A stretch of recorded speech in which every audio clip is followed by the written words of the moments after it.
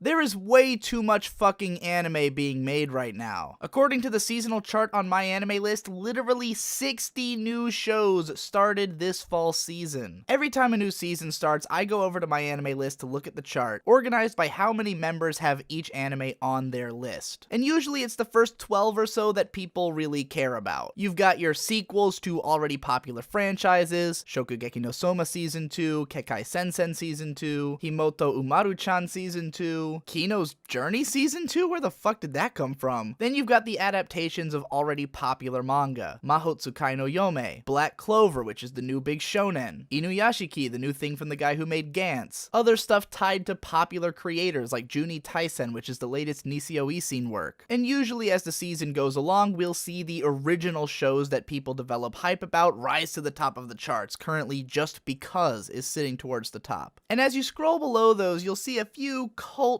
favorites going on here and there. Girls Last Tour, Hoseki no Kuni, maybe a few sequels to shows that not as many people are watching, like another fucking season of Gintama and Love Live. But from there, you just dive into this endless cesspool of bullshit that no one gives a fuck about. This show is called Two Car. It's about cute girls on motorcycles, cause that hasn't happened yet. Oh, but there's sidecars in it, so, you know, that's unique. Is it any good? Hell no. It looks like garbage, half of it's just panning shots. We don't even, see a main character for minutes into the episode. Did anybody ask for this? Does anybody like this? Does this have a reason to exist? Now I know what you're thinking. How can too many shows possibly be a problem? I mean, if you're not somebody who has to make anime analysis for a living, you're probably just gonna ignore most of these shows anyways. And hey, maybe somebody out there likes it. Why would we deprive them of these shows? Well, for the consumer, it really isn't a problem. But for the anime industry, it's definitely worth looking at. After all, what are the big problems we're always hearing about the anime industry? Animators are constantly being overworked and underpaid. Anime studios are constantly bleeding money because they make shows that don't sell. Minor shows are just being pumped out by the dozens and then flying straight under the radar where they honestly belong. Recently, a non-profit organization called the Flying Colors Foundation teamed up with YouTuber The Anime Man in order to run a gigantic poll trying to collect the top 100 anime of all time according to the Western fan base. Over 132,000 people submitted their top 5 favorite anime to this poll. And as much fun as it is to actually have that top 100 list, the most important piece of information from this, and the one which the foundation was most trying to find, is that the top 100 anime took up 70% of all of the votes, while the top 10 anime took up 18%,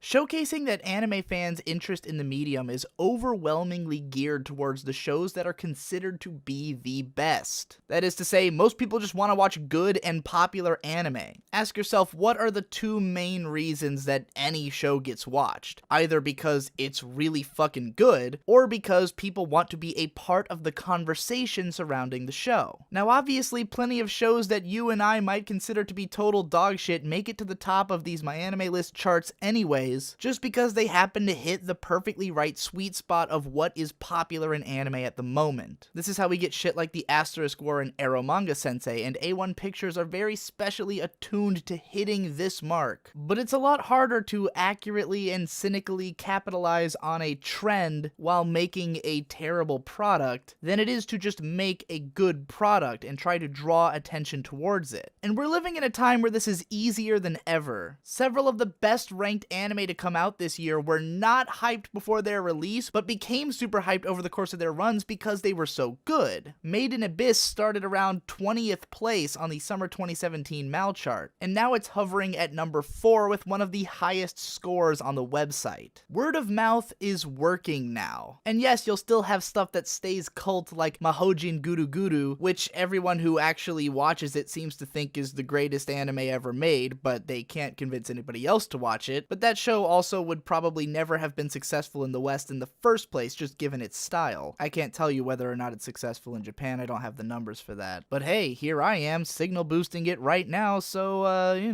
check that one out. Meanwhile, an incredible wealth of effort and money and talent is being poured into My Girlfriend is a Faithful Virgin Bitch. which wouldn't even be charting if it didn't have bitch in the title. And even then it ain't doing so hot. You see, while some of these shows might appeal to some people isn't enough to put money in the pockets of the people making the shows. Some people isn't enough to justify the insane amount of anime getting made that no one cares about. Imagine if we consolidated all of that talent and effort from all those lackluster shows and put them into the good shows, boosting them to even greater heights. Shows like Mahotsukai no Yome and Black Clover had big marketing pushes behind them. But imagine if we took all the marketing for all these dogshit shows that nobody cares about and put that into them as well. If you want anime to crack the mainstream and make way more money than it currently is, this is the way to do it. Don't be satisfied with these being the biggest shows of the season. Big fish in a tiny pond. A new anime should be a big event for everybody in the world. If Inuyashiki is supposed to be such a good show, why isn't it on television, or at least being advertised at the start of a YouTube video? In fact, why haven't the producers of the show tried to offer YouTubers like me some kind of endorsement deal so we can promote their shows? We've got the reach, we've got the willingness, you pay me to talk about a show I like? Oh, I'm never gonna shut up about it. Would be a hell of a lot easier than, say, removing my videos from YouTube after I just told 100,000 people that your show was the best show of the year. The number of views on my girlish number video is more than twice the number of people who have it listed on my anime list, and it almost killed my channel. I think you get my point. If we want the anime industry to be successful, there needs to be more faith